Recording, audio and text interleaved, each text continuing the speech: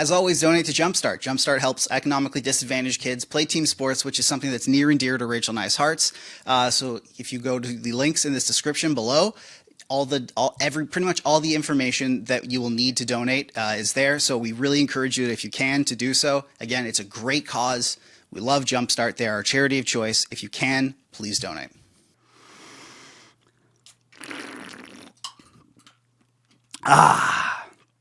We're in a different locale today. This is a drinking podcast. This is a drinking podcast. We're on a little bit of a field trip here. We're in a studio, real life studio. An actual studio. Not your living room. Yeah, for those of you who haven't figured it out yet, the reason why we didn't say where our studio was because it was my house. Yeah, it was. We didn't want to dox Rachel. Yes. But now here we are, and holy moly. It's nice to have you back in the flesh, too. I know, right? Which is good. Hashtag back. Hashtag back.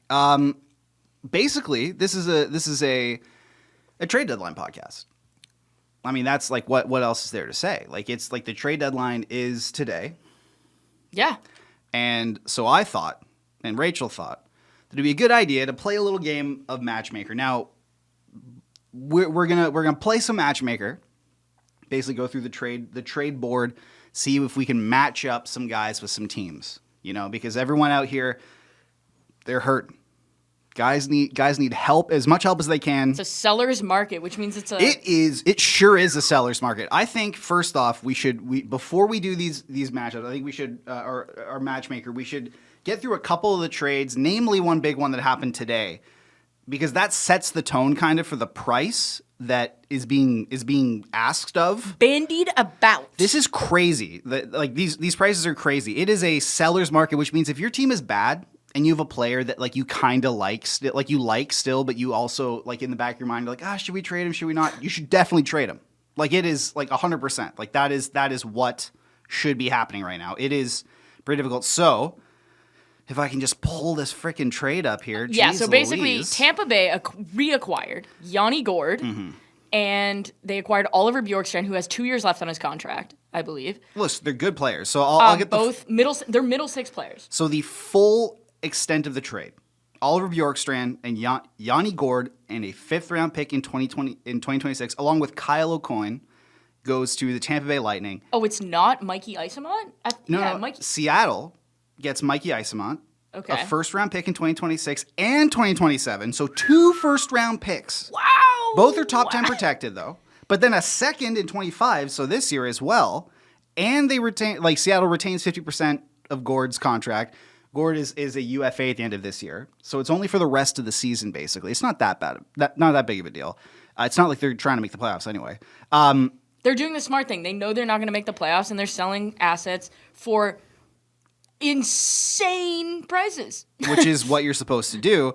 Detroit is the 3rd team in this trade, and they are retaining they're getting a 2025 4th round pick, the better of the two between Tampa Bay's pick and Edmonton's pick, and they're retaining 25% of Gord. So basically, Tampa gets Yanni Gord for like 25% prorated of what his actual contract is, which is like over $5 million. So very, very a very good economical trade, but that is so much to give up for and they're both good players, but that is so much to give up for Yanni Gord, who's a pending UFA, and Oliver Bjorkstrand. So I think one of the things Tampa values, first of all, Julien Brisebois is exactly it, because the guy gets it.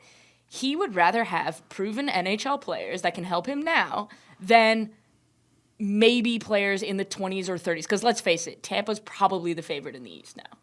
If they're healthy, Kucherov, Point, Cirelli, Hedman, Cernak, you've got Gord, Bjorkstrand, Brandon Hagel is on pace for 40 goals. All of them even strength, by the way. Yeah, and also the 3rd player in NHL history to do that. Andrei Vasilevsky, still good.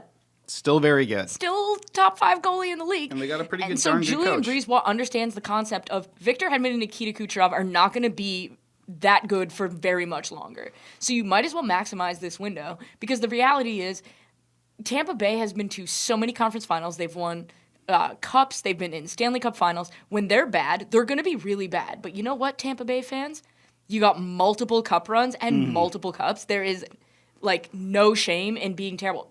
Pittsburgh, the moment Crosby, Malkin, and Letang retire, They're going to be... oh, God. They have already suck. 3 cups.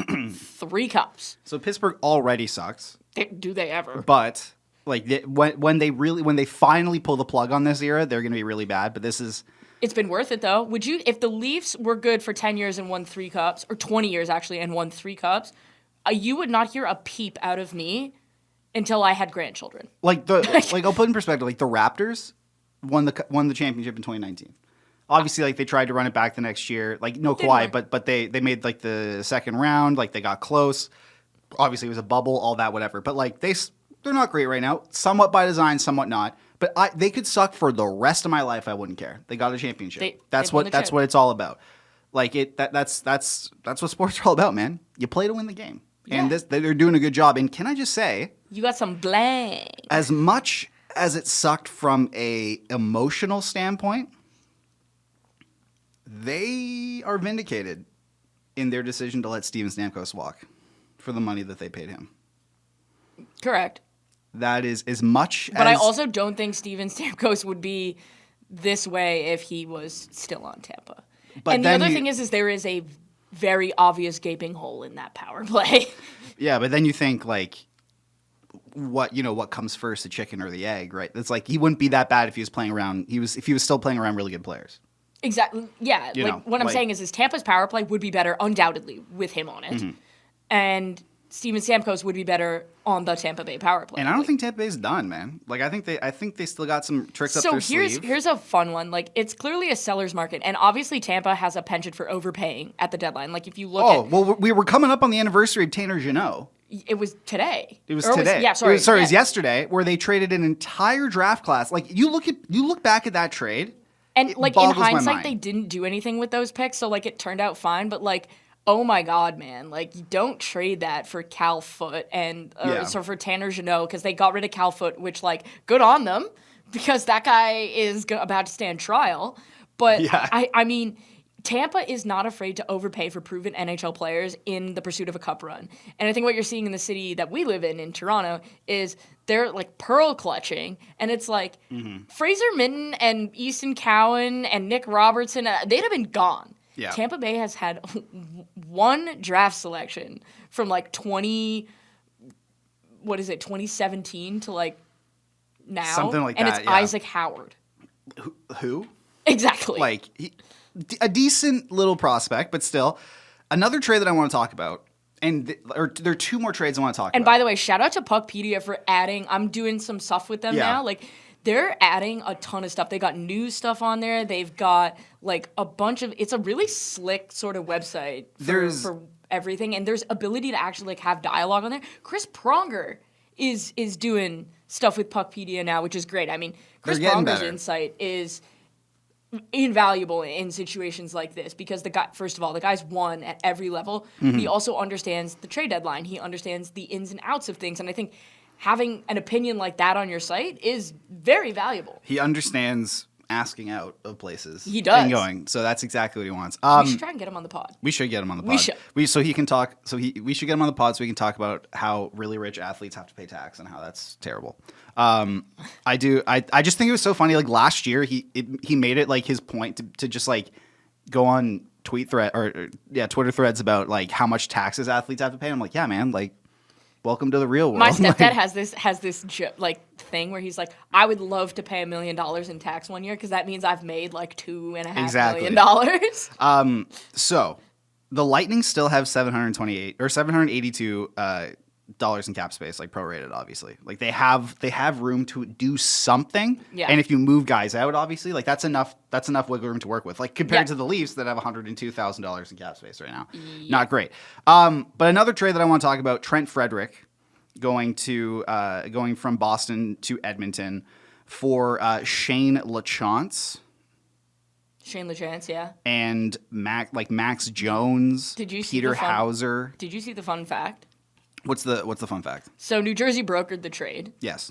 Scott Lachance, Shane's father, is the Devils director of U.S. amateur scouting. Oh, I didn't know. Okay. So, yes, nepotism, but hang on. Okay. Shane Lachance is a legit prospect. And if I were a Bruins fan, I wouldn't be thrilled that was the prospect that the Devils got instead of the Bruins getting him, because there's a real chance that Shane LeChance is the best prospect Edmonton sent away in this deal. Now, Trent Frederick That's pretty wild. is a solid. He's injured, and he might not come back till the playoffs. But, like, we've seen this. He's played the Leafs in the playoffs 2 or 3 times now. Yeah. He is an animal. He's in the he's a guy you playoffs. want in the playoffs. Like, he plays exactly the game you want in the playoffs. And I think And Edmonton he's big, which helps in the West. Edmonton got the crap beaten out of them in the Cup final last year. Yeah. Like, Florida is a dirty And it works for them. Trent Frederick can deal with Matthew Tkachuk. He can Yes, deal with him. Exactly. Well, Matthew Tkachuk, Is going to be half dead at this point. he's going to be half dead, and also I want to remind everyone lost in the Four Nations Cup final. Selfishly, might I also add. I want to remind everyone that he did lose and is a loser. But yeah, I think that's pretty remarkable. But that's a big price to pay. A lot of picks, and then another one was Seth Jones. And keep in mind, like we were talking, Seth Jones, he's still a very good hockey player. Absolutely. Like, Seth Jones still has tremendous amount of value to give to a team, especially a team as contending as Florida is. Would you put it this way? If the Leafs gave up Fraser Minton and a first-round pick for Seth Jones to play on their second pair at the exact same thing, I would be okay with that. That would make me squeamish, but I would. It improves feel their current it defense. definitely improves their current defense. Because yeah. if your second pair is Jake McCabe and Seth Jones, it looks a lot nicer. Well, then it basically bumps Simone Benoit down. It bumps everyone into the right spot because Correct. you should not have I think Philippe Myers has been a great story this year for the Leafs. 7th defense. But he's your 7th defenseman. I think Connor Timmins being a good story for the Leafs this year. 8th Seventh or 8th defenseman. Like, you don't want them taking regular shifts. That's what they're doing right now. Especially, you also don't want to be relying. Like, if your top 4 is any combination of Morgan Riley, Chris Tanev, Jake McCabe, Seth Jones, that is that's a cup winning. And then blue Oliver line. Ekman-Larsson anchors your bottom pair. Oliver Ekman-Larsson won the cup last year. He eats in those low minutes. I love Chris Tanev more than like a double-digit amount of my relatives, I would say. Like, straight up, Chris Tanev is exactly the defenseman that the Leafs have needed and craved and wanted, like, forever. He just plays. He plays the perfect game. So let's talk Seth Jones. But what I'm saying is I don't want to rely on him too much from a health perspective. Correct. So, yeah. But Seth Jones goes to the Florida Panthers after basically just publicly asking out. And honestly... And he also it came out that he told the Blackhawks, I'm only willing to go to Florida and Dallas. And Dallas was like, nah. And Dallas was like, no. So the fact that we on Kyle Davidson for the Rantanen trade, and rightfully so. But the fact that he did phenomenal in this. He got Spencer Knight, who is, I think a lot of people don't realize. Do you know how old Spencer Knight is? Spencer Knight is 23 years old. Yeah. Which blows my mind. Spencer Knight is one of those guys, like, I was expecting to see like 26, 27 be like, oh man, he's really like coming up on this. No, man, he's a kid. So I did a deep dive on ESPN, you can go check it out, on why the Blackhawks are a lot closer to being a real problem than people want to think. So I spoke to a current assistant GM, and I said, okay, like you are a cup contender. Like, what are the pieces that you have? And this AGM said you need an elite center, probably 2. You need an elite defenseman. You need a solid second pair, and you need a good goaltender. Not an elite one. You need a good one. A good one. Okay, Darcy Kemper won the cup. Let's go through this. Connor Bedard is 20. Not even, actually. He's 19. Yep. 19 years old. He's going to be an elite center. Okay. That second center role, they need to fill, whether it's Frank Nazar or Oliver Moore. They need somebody, so that's a hole, right? But then on defense, Artem Levshinov. Yes, he's going to be good. Is going to be really good. He's a freak of nature, man. God forbid they get Matthew Schaefer in this year's draft. That would be a problem. Alex Vlasic is a solid anchor for your second pair. You also have Kevin Korchinski and Ethan Del Mastro, who have shown that they can capably play second pair minutes. So there you go. And now you have Spencer Knight, who put up 41 saves against the LA Kings in his first start for the Blackhawks. 41 out of 42 stops. You know, like, it's pretty remarkable. I think the Blackhawks also have a ton of cap space to play with. Let's say, on accident, right? Let's say they happen to get one of Marner or Rantanen in the offseason to play next to Bedard. I think they'll get Rantanen. I really do think he'll How sign close with them. are they to making the playoffs? Because don't forget, Levshinov probably playing next year. Korchinski's probably playing. Yeah, and Del Mastro's already playing. Del Mastro's already playing. Vlasic's in there, and Knight's there. Nazar's probably taking a step. And if they get the first overall pick, Schaefer will play next year too. Yeah, and I wonder. And even if they don't, Hagens, Porter Martone, oh my God, if they get wonder- Michael Misa. I think a lot of this is a stack draft, by the way. Holy smokes. Well, okay, it's stacked at the top. Yeah. There's a big drop. But I mean, like, if this is the year to tank. Top This is the year you want to tank. 3 or 4. Well, you just listed like 5 guys who are phenomenal. No, but I would no, not phenomenal. Matthew Schaefer. Matthew Schaefer's amazing, but Michael Misa's tearing this place up. You want to be bad next year. Gavin McKenna. Yeah, I mean, obviously, yeah. Yes. But I mean, like, you just named, like Michael Misa's tearing it up. James Hagens is phenomenal. Roger McQueen's been out all year. He played his first game the other night. He's gross. He's also enormous. Porter Martone is gross. He's pretty good, yeah. And then, like, you named, like, 4 guys right there. And the least. Blackhawks are going to get one of them. They're going to get one of them, yeah. But Schaefer is head and shoulders. Yeah, he's the guy. So, I also really like Kevin Korchinski. And I also really like Alex Vlasic, too. So, like, there's a lot of guys there who they have some good building blocks, but this was a very painful year, and I hope, not to get on a soapbox now, but I hope they haven't, like, broken Connor Bedard. I don't think that. He looks so sad these days. Have you seen him? Like, he looks so miserable. And well, because he's used to winning. Because he's used to being the best player on every. He's also, like, let's keep this in mind. Both Bedard and Macklin Celebrini were eligible to play in the World Juniors this year. Yeah. They are still children. How did I wonder how Bedard dealt with being, like, the only hockey player on the Regina Pats in his last year.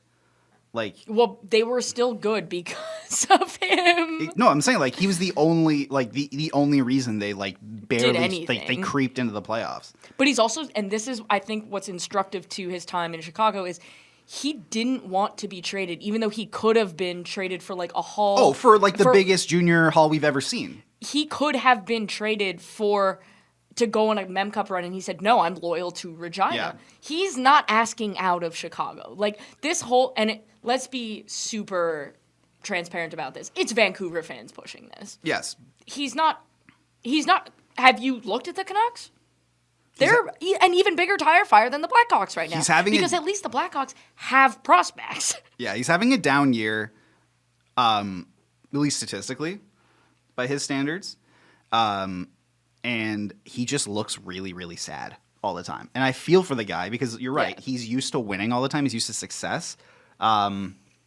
Also, Jordan Greenway just signed a 2-year extension with the Sabres, carrying a $4 million AAV. Which is crazy. Dom Lustrian and I were texting about this earlier today, and him and I were both like, "Wait, total or AAV?" And I was like, "No, AAV." And he was like, His exact text to me was LMAO. Yeah. That is an outrageous deal. Like, if you look, even dating back to February 1st.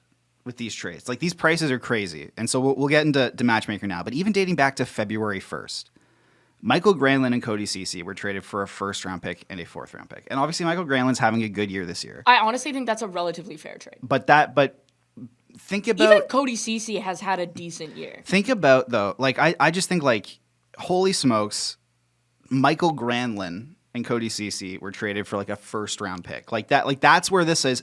Gustav Nyquist, again, perfectly functional player.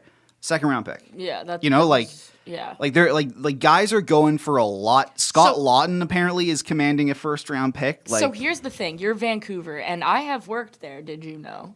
No, never heard before. Never heard that. So their owner wants them to go for the playoffs. I'm gonna tell you something. Why are you going for the playoffs when you are gonna get murdered in the first round? Because you got those 2 games. 2 games of gate revenue. Right. Great. You know when you would make more money, Mike? What? Is if you built a sustainably good team and got like 8 playoff dates. No. I'm all about quick satisfaction, quick gratification. So Brock Besser. If we just saw what happened with Yanni Gordon. Are we doing matchmaking right now? Well, just generally speaking, if you're the Bruins, let's do matchmaking. Because I have a thing that I want to do for matchmaking. So Brock Besser or the Boston Bruins generally trading Brad Marchand, Charlie Coyle, Morgan Geekie. Brad Marchand, if Yanni Gord and Oliver Bjorkstrand are commanding 2 firsts and What is a team going to pay for Brad Marchand? Oh, they're going to pay. Is a top line Stanley Cup captain. So why, Rachel, why don't we find out on a game of Matchmaker? Oh, I love this. Where we pair the trade bait list, players on the trade bait list with their preferred match, someone who would fit them perfectly. They might not know that this is the person that fits them perfectly, but we're Hitch. We know we are Hitch. We are Will Smith, which is gonna be great. So let's start off with Brock Nelson. He's the number one on the TSN trade bait board. He's the belle of the ball left in terms of like rentals. Obviously, he's a rental. He's a UFA at the end of the year. He's got 20 goals. He's got 22 assists, $42.6 million cap hit. He's 33. He looks like he's 93. I'm genuinely worried about him from an aging perspective. He's playing like a young man, but he genuinely looks like a grandfather. Where do we think Brock Besser is best to Brock land? Nelson or Brock Besser? We got two Brocks atop this list. Brocks. Sorry. So there's Brock Nelson and then there's Broccoli or Brockstar. Broccoli Besser. Broccoli Besser and Brockstar Nelson. Where do you see Brockstar Nelson landing? He's going to slap me across the face when I say this. The Florida Panthers. You think I'm going to slap you? He's going to end up in Florida. How do they afford him? Do they have because space? Matthew Tkachuk is on LTIR. They have space. They got $5.31 million in cap space left. In terms of assets, though, I don't like how much do the Florida Panthers have left to like give? So I could see them asking for Mackie Samoskevich. Yep, definitely. Does Florida have their first? I am looking at that right now. At the top of Puckpedia, I will tell you. On the right. Yes, right here. They do not. They do not have their first until 2027. Picks be damned. But they will likely trade. I bet they will trade at 2027 first for Brock Besser. So I could see Brock Nelson going for Mackie Samoskevich. I did it again. Brock Nelson. Yeah. Mackie Samoskevich and like a second round pick because Mackie is already an NHL player. They don't have their second this year or a third. Their second next year. Their second next year, yes. Okay, so I could see that happening because they already traded Spencer Knight, and they're not trading Anton Lundell. They're not going to trade Lustavinen. They definitely won't trade Lundell, yeah, especially for a rental. And they're not trading Bennett because they're clearly gearing up. Yeah. So I think it's got to be Samoskevich and probably a second for Brock Nelson. Samoskevich is probably the most attractive young asset they have that's on their NHL roster. Just if you look at it, yeah. By the way, looking at their roster, they needed Seth Jones real bad on their blue line. Their blue line outside of Aaron Ekblad and Gustav Forsling was Nico Mikkola, who they've made into a good NHL player. By the way, I have a prediction on Sam Bennett. What is it? He's going to the Leafs for sure. No, I think the Vancouver Canucks are going to pay him. I think they're going to pay him $9 million a year. I honestly think I think they'll pay him 7.5. I think they'll give Sam Bennett $7.5 million. No, I think he's going to get 8.5 or 9. You think he's going to get 8.5 or 9? Yeah, I think some team is going to do because they saw him in the cup in the playoffs, and they saw him at Four Nations, and his agent is just salivating over that. I know he's not a Darren Ferris client. No. But yeah, so I think Brock Nelson ends up in Florida, and it's Samoskevich in a second. Interesting. Okay. Well. Broccoli Besser? Moving on to Broccoli Besser. Brock Besser is 28 years old. He brings 18 goals to the table, along with 36 points in 53 games. He makes $6.65 million a year, and he is 28 years old. He's a UFA at the end of this year as well, so obviously this will be a rental. The Vancouver Canucks offered him a 5-year deal at around $8 million per year. He wants something longer. He's big into commitment. He loves the long-term commitment. Where do we see Brock Besser going? Where's the best? And I clicked on an ad. God damn it. God damn it. Where do we see Brock Besser going? Damn. I'm going to say wow, this is tough. We're going to go with the Kings. That's a great. I feel like he's been rumored to go to the Kings forever. He has been because the Kings. Fun story. Yeah. The Kings called about Brock Besser when I worked for the team. And the Pens, the Kings and the Pens are the two teams I Right. feel like he's been rumored to go to forever. Now, if I were the Chicago Blackhawks, I get in on this. I would get in on this, and then I would offer him 8x8. You know where I think he's going? Where? The Minnesota Wild. I think he's going there. I think he's going to sign with the Minnesota Wild. I think he doesn't go there now. I think he goes there on July the 1st at 12:01. I think he's either going to go to the Minnesota Wild or I think he'll go to the Pittsburgh Penguins. I think they will. I think the Penguins, if they're smart, will trade Ricard Raquel. They can get. Yes. They could get at least a first for him right now. Did you see what happened with Tampa Bay? Exactly. Like, If I'm Kyle Dubas, I'm like, hell yeah. keep in mind too. 2 years ago, Bjorkstrand was traded for a 2025 fourth, I believe. The other thing I wanted to mention is, and this matters. Okay. Jack Hughes is out, is out for the year. So New Jersey's going to sell now. And the New York Rangers just cleared cap space. They sure did. I could see them going after somebody like Ricard Raquel. You see the New York Rangers doing that. Yep. So I think the New Jersey Devils are going to be an underrated seller this year. I think so too. I think. Jack Hughes is out for the year. Yep.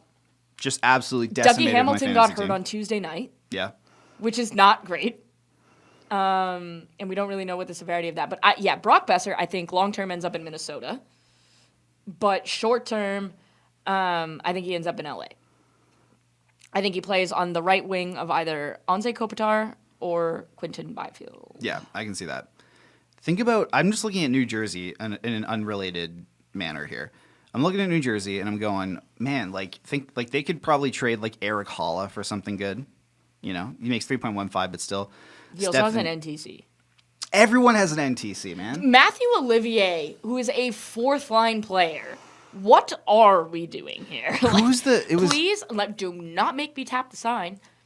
Please stop giving no movement clauses and term to bottom six players and bottom two defense. You know who was revealed who had a no movement clause this week? Victor Arvidsson and Adam Henrique. Stan Bowman. Back on his BS already. Tom Tatar could maybe fetch something good at the trade deadline, even though he's 30. You know, Nathan Bastian, I think, could probably get them something. You know, Brendan Dillon, if he's 35 or 34, they could get a decent amount. All right, moving on to So, anyways, Brock Besser. The other one's sneaky. Carolina. Oh yeah. Carolina. By the way, Carolina has surveyed the league. Canvassed the league on availability for Mikko Rantanen. So not what Nico Harrison did. No, the opposite of what Nico Harrison did, actually. All right, moving on to we're now going to Pennsylvania for the next three. Ooh, I love Pennsylvania. So starting with Scott Laughton. He's 30 years old. He's a center. He gives you 11 goals and 27 points in 59 games. He's got a $3 million cap hit and 1 year left on his deal. Rachel, where do we see Scott Laughton going? The Toronto Maple Leafs. For a stupid amount of assets. Yep. Can't wait. Listen, Scott Laughton is a good hockey player. All I'm going to say is it better not be Ben Danford and it better not be Easton Cowan.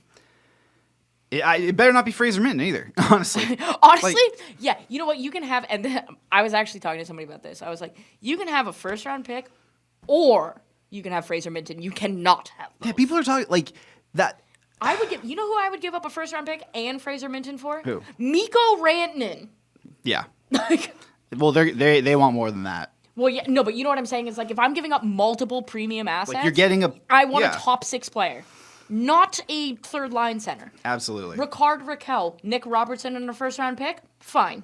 Mm-hmm. That is a top six player. And the thing I like about Ricard Raquel actually, he plays all three forward positions. Well, we're like just Scott Laughton, I think, does wait until we get there. One of two things. Mm-hmm. He either ends up a Leaf, or he stays a Flyer. those are the two options that he wants as well. Like he either wants to stay as a Flyer, he's been there forever. Now, I will say, I do think if he ends up a Leaf, he also ends up with a contract extension on July 1st. Oh, yeah. Like they won't let him go. This is not one of those, like, extra long rental situations. I think this ends up like the Jake McCabe situation, where they acquired him, he had term left on his contract, and then they signed him to a contract extension. Because it is an open secret around our parts that Scott Laughton wants to play in Toronto. Yeah. Like, he's actually one of those players that wants to play in Toronto. He's the anti-Ryan O'Reilly, basically. Yes. Yeah, and that's working out great for Ryan O'Reilly right now, by the way.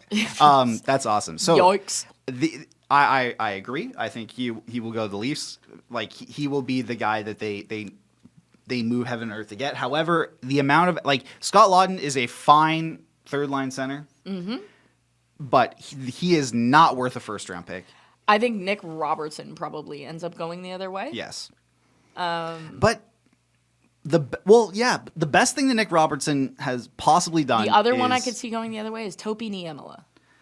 Yeah, there were rumors this week that he had signed in Europe, but which were nonsense. Which were absolutely nonsense. But he has definitely not. He was such a tantalizing prospect for so long. He's still young, but by the way, still good. Still it's young. Just he doesn't fit this regime's idea of what a defenseman should be, and that's a different conversation for a different day. He also has not taken a step that he needs to. And Haley Wickenheiser's also talked about him not necessarily doing the things that he's needed to do.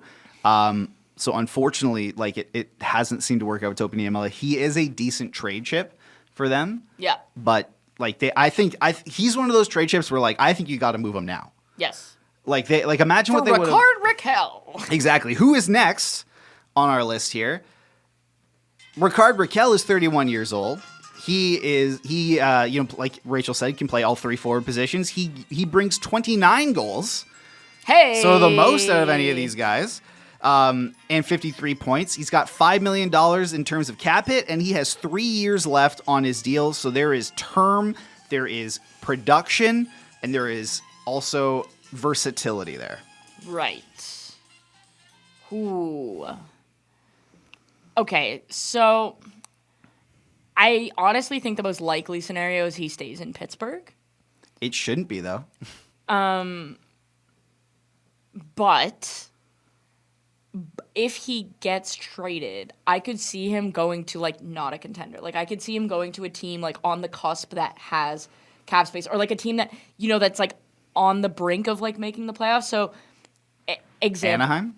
No, like, Detroit, Montreal, Ottawa. Montreal's a good fit. Yeah. I really like the Montreal fit. Detroit, how much cap space do they have? Well, you think about it. Ooh, they have so much to work with. They have Yeah. $12.43 million to work with at the deadline.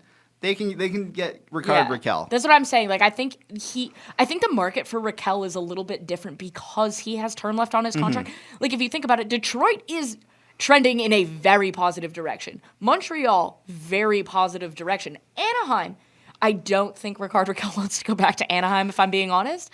But I think it makes sense. All I'm saying is I think it makes sense for a team like that, who has cap space, to acquire Raquel, because when you're that close, I think that there's merit to making a long-term investment there. So that to me makes sense. I think Raquel ends up on a team like that as opposed to a Florida, a Toronto, a Tampa, a Carolina, a Washington. By the way, don't be surprised if Washington literally doesn't do anything. They don't need to. Well, so Elliot Friedman talked about they don't want to upset the chemistry in the room. And I've been in with, like, teams like that. And I actually was really fortunate enough. I was able to pick Ray Shiro's brain about this. And Ray's won a cup. And he understands, like, team chemistry. And one of his big things was part of what makes a team special is the locker room. And it seems like the Caps kind of have lightning in a bottle this year, and you don't want to take one single chance at screwing that You definitely up. don't. So I wouldn't be surprised if, like, they tinkered on, like, the fourth line, but, like, they're not going out and acquiring, like, a second line set. Like, they're not going out and acquiring, like, Yanni Gordon, Oliver Bjorkstrand. You know what I mean? So I think a guy like Raquel probably fits more for teams that are a little further along in their rebuild but aren't necessarily there yet. Definitely. He also, like, the thing is, too, is he's got 29 goals already. Now, the Rangers being the wild card. The on that Rangers, one. he and seems... frankly, the Devils. You think they get him? I think if the price was there, the thing is the Devils can afford to include a high-end prospect because they have so many of them. Like, they could have, not that I'm not saying they should. They can afford to include somebody like Nemec or Silyev in a deal, not for Raquel, I wouldn't do that. But they can afford to make a blockbuster, like in a Rantanen deal. Mm-hmm. Let's say they want to try and sign Rantanen, right? Like a sign-and trade. You can give up Nemec or Silyev for a player like Rantanen if you have assurances that you're getting an extension. Because the Devils are going to be good next year. The only reason they're not good right now is because they had lost Jacob Markstrom for a while. Then they've lost Nico Hischier for a while. Now they've lost Jack Hughes. They haven't been healthy. They don't have a ton of money coming off the books. Obviously, the cap is going up next year, but they don't have a ton of money coming off the books. No, they'd have to trade a body out. They would have to trade. I think it's probably going to cost them Dawson Mercer. That's tough because he's got 2 years left after this one at $4 million and then he still has an RFA tag there, which is exactly why Carolina would covet him. Exactly, yeah. I wonder if they just wait to sign him in the offseason. Yeah, maybe. I could see that, but I think New Jersey's kind of a sneaky player here, where if it's like Raquel and there is term there, like we know New Jersey is a good hockey team, it's just they're injury riddled. Yeah. I think a guy like Raquel kind of fits exactly what they're doing, so we'll go with that. All right. Well, now we have Rasmus Ristolainen. Rasmus Ristolainen is 30 years old.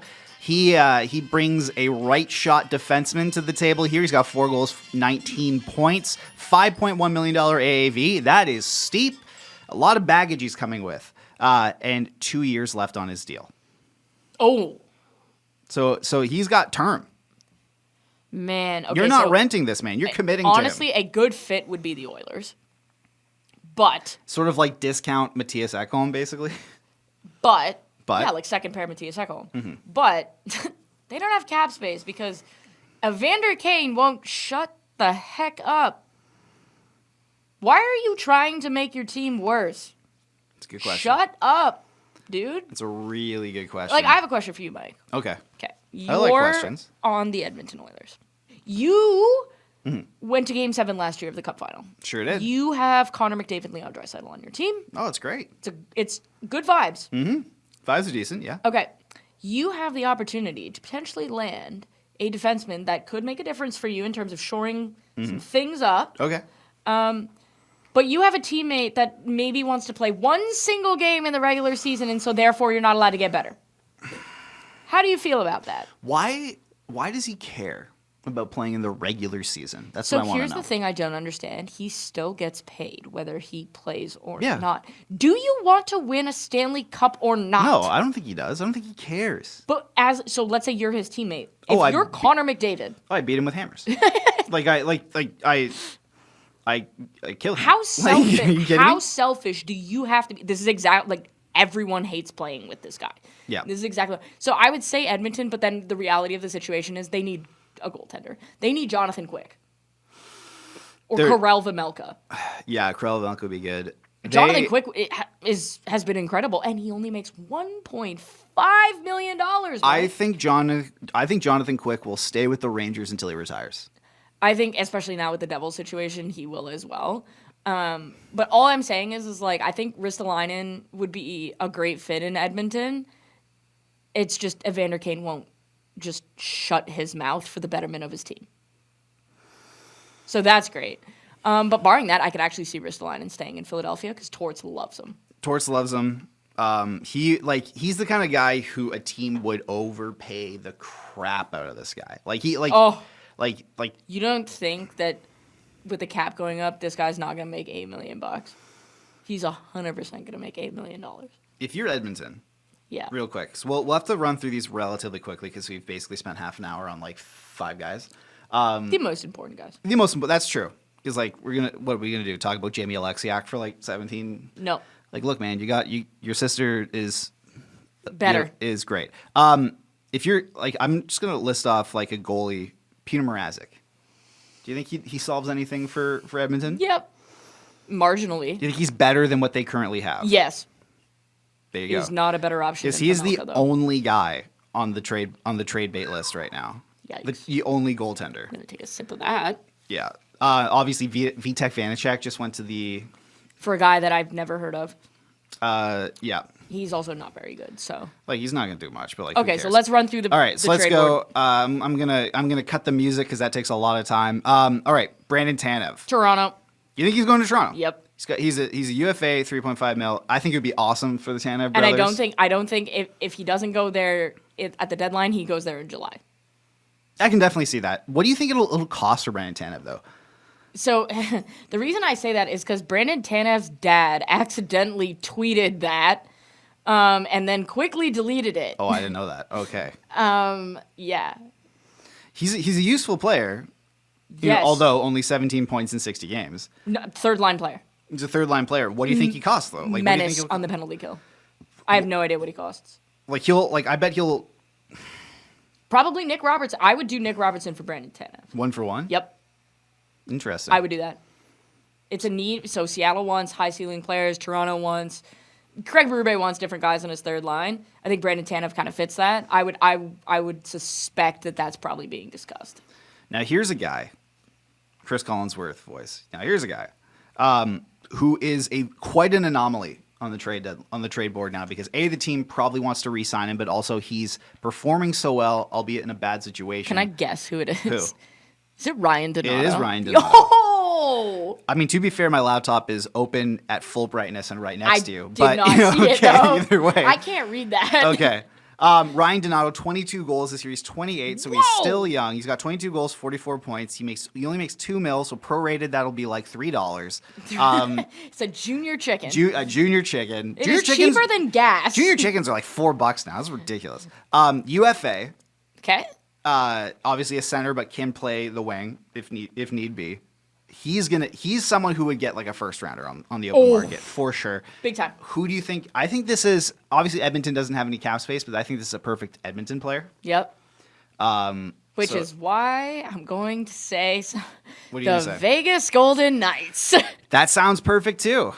Because Shea Theodore is on LTIR with a legitimate injury. With a legit reason. And we also have to, like the trade deadline isn't for another couple hours at this point. Yeah. So there's still time to put Mark Stone on LTIR too. Oh. So there you go. Yeah. But no, I could see him ending up in Vegas. For sure. Yeah, I can see that too. That makes a lot of sense. For some reason, Ryan Donato just screams Edmonton to me. I think he is what they wanted Jeff Skinner to be, and he hasn't been for them. I think that he's actually what they wanted Victor Arvidsson Victor to be. Arvidsson, that's actually a good point. Yeah. So I think Okay. if there is a way to make something work, I think he would go to Edmonton. However, like we just said, they don't have any cap space. Speaking of a player who I think Vegas will try and make room for, Riley Smith. Yep. Well, I can tell you based on the fact that he's not played for the last 4 games, he's gonna get traded. He's getting traded. Yeah, man, Riley Smith going back. He never wanted to leave. Just put him back with Will Carlson and call it a day. Let's just leave it there. He never wanted to leave. And if you can find a way to basically money launder him like they did Yeah. by triple retaining or whatever it is, or double retaining, because he makes 3.75 mil. So that's for a guy You who get the Rangers to retain half, you get somebody else to retain exactly. half. Carson Soucy. So the Canucks really want to move this player because that's a really ugly contract. 3.3 mil. He's got 1 year left after this one. He's got 9 points in 58 games. It's not great. Yeah. He's been a healthy scratch. Mm-hmm. I honestly think they're either gonna have to pay to move him or they're not moving him. Who do you think would take a flyer on Carson Soucy and like a 3rd round pick as a sweetener? Oof. I think Chicago. Yeah, I could see Chicago doing that. Yeah, that makes sense. I also think for some, even though despite them having 1 million of them, I still like Anaheim has said they want another D. Yeah. I can see them taking it and being like, we have Mintyukov and all these younger guys. Yeah, it's just Zellweger, let's get an older guy. Ristolainen maybe? Ristolainen would be a good fit. Actually, in yeah, Anaheim, too. you know what? That actually might not be a bad idea. Yeah. Okay, cool. Another one, Braden Shen. He's gonna stay in St. Louis. Yeah, I mean he's got 3 years Yeah, left. he's gonna stay in St. Louis. We're just gonna Yeah. It doesn't make the ransom that is being asked for First of all, like doesn't make sense. Yeah.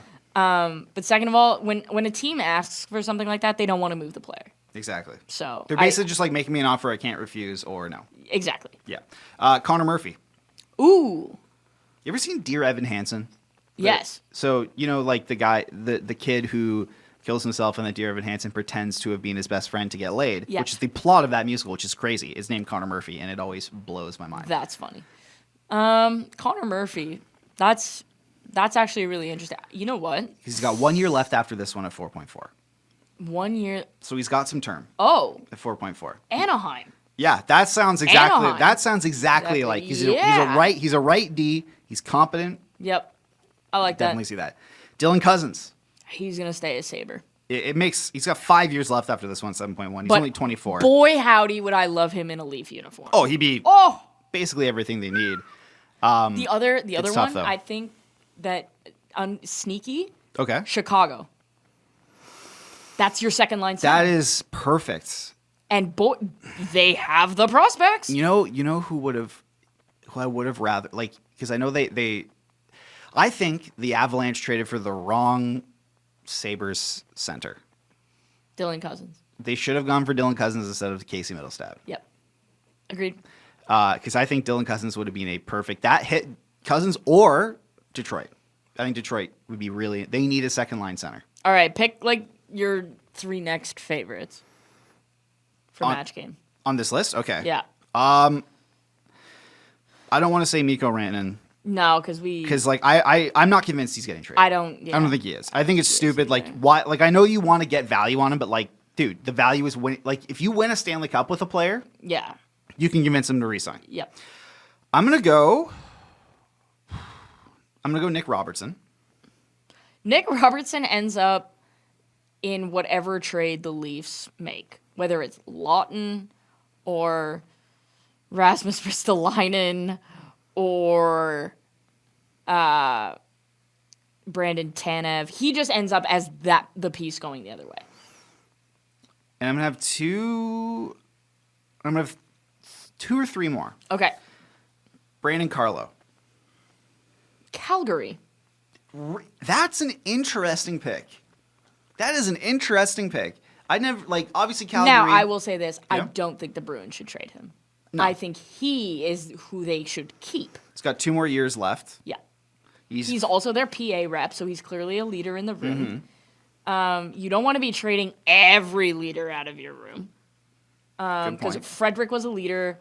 If you're trading Marchand, it can get dicey. Like Foligno Foligno. left, Hall left, Bergeron and Krejci Chara. retired, Rask retired. Like you're losing a lot of It's leadership. from yeah, them. I would keep Yeah. Brandon Carlo personally. Another one I have, Yep. and I wonder if this guy even gets traded, but I feel like he's been bandied about in rumors forever. Actually, I have Two more? Okay, I'll do 2 more. Mario Ferraro. Ooh, friend of Johnny Lazarus, who's a friend of the show. Friend of Ray. Friend. Are they fathers and sons can be friends, right? No, Mario's not Ray's son. I know, I'm kidding.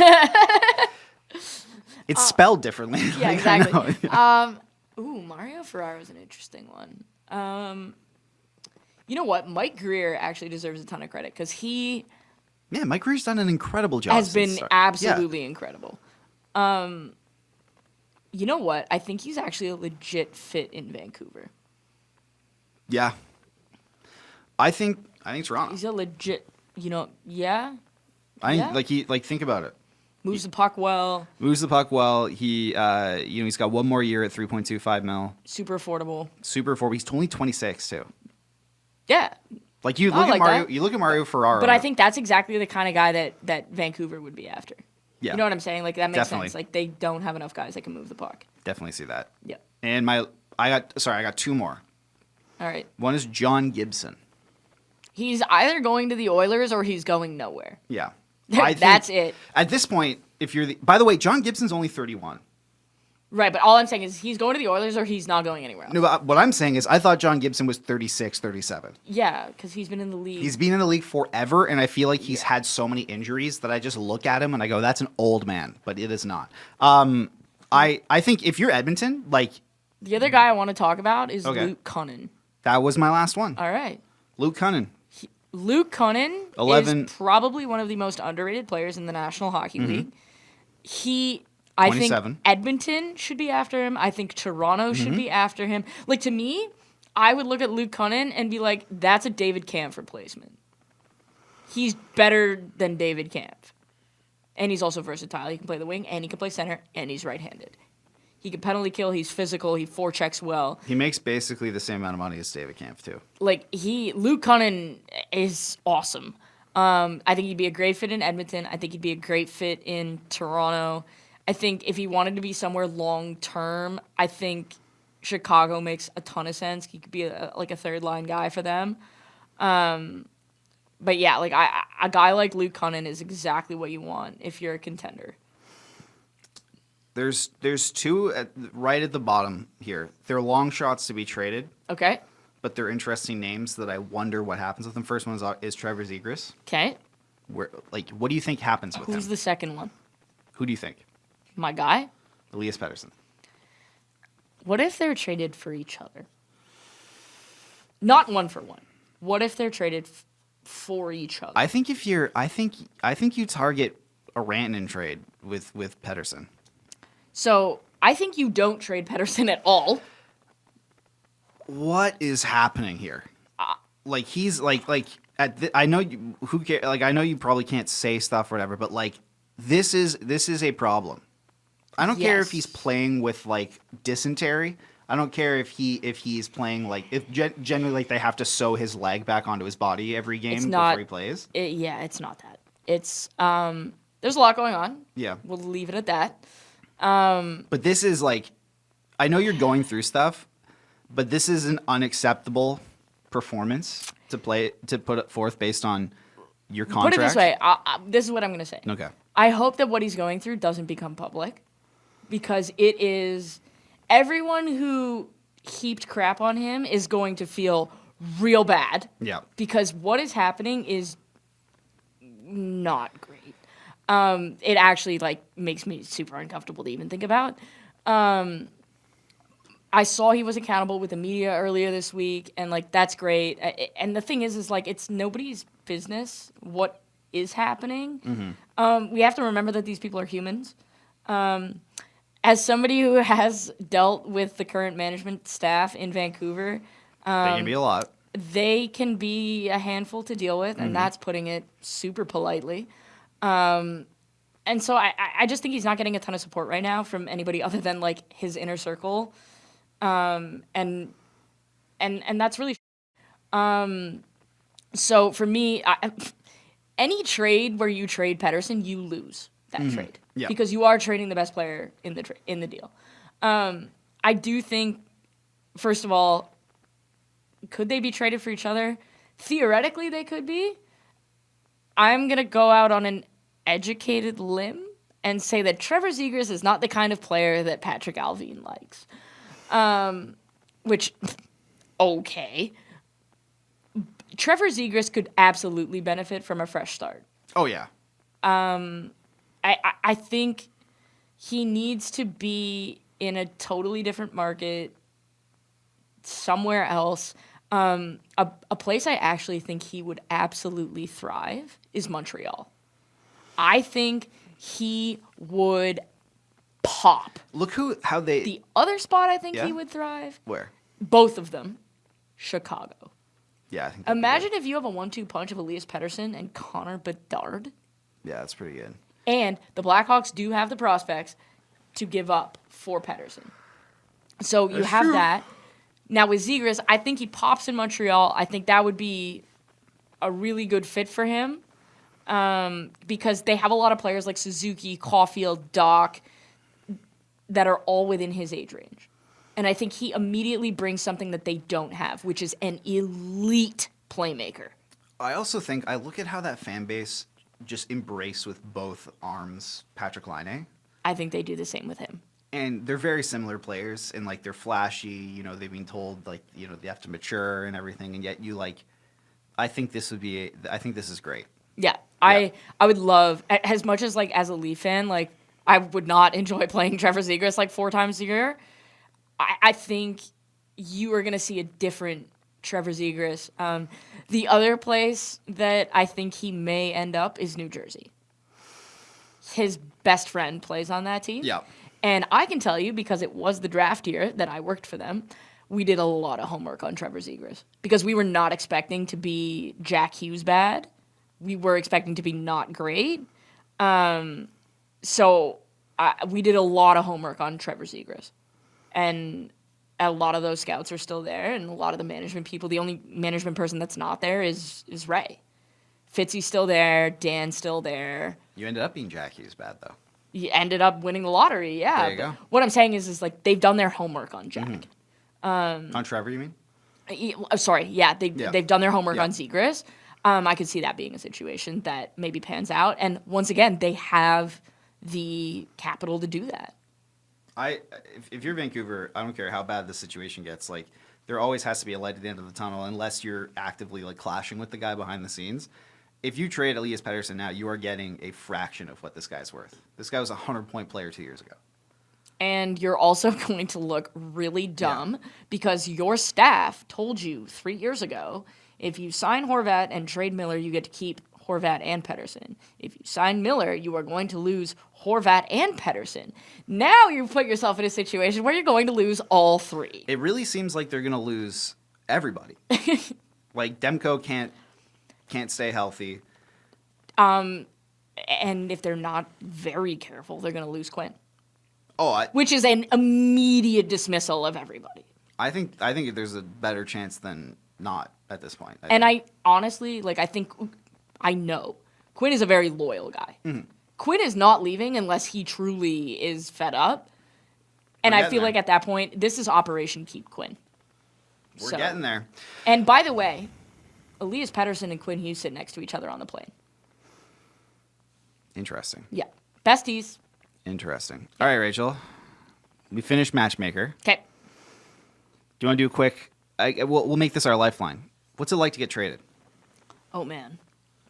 Mm-hmm. So there's a lot, right? Behind the scenes, you work in management. You get traded. There's a trade call that happens. Mm-hmm. Usually between the time that the GMs agree on the deal and the trade call happens is when it gets leaked to insiders. Yeah. So that's when it happens. So that's why they always say like trade call pending. I'm hearing rumblings. So like when Tampa and Seattle were working on that deal, basically what happened was Brisebois and Francis agreed to the deal. They called their players and said, this is what's happening pending trade call. And either the GMs, probably not Brisebois or Francis for that matter, but the GMs or the agents will then text Elliott, LeBrun, CJ, Dreger, whoever their person is. And that's when you'll get rumblings that this player has been traded. And it's like, okay, so he has. When that's happened. Then the trade call happens. Once the trade call happens, they exchange the information of the players. So then the GM will call their new players, and they'll say, okay, like, we're really excited to have you, can't wait for you to get here, all that. And so-and-so is going to call you to get, let's say, a visa needs to get done. Yeah. Let's say there's arrangements for your flights and all of that. We're sending the plane, whatever we're doing, right? This person's going to be in touch with you, just kind of stand by. Once that happens, basically, the player turns to their wife, significant other, and goes, honey, we've been traded. Now, a lot of times you kind of expect to be traded, so you're already, like, assuming this. You're getting ready for it, basically. But I don't think people understand, like, when you're dating or married to an NHL player and this happens, your life gets turned upside down. Yeah. There's dogs, children, a house. A lot of times... Utilities on the house. A lot of times players rent because of this. Now, if you're a JT Miller, like, he owned his house.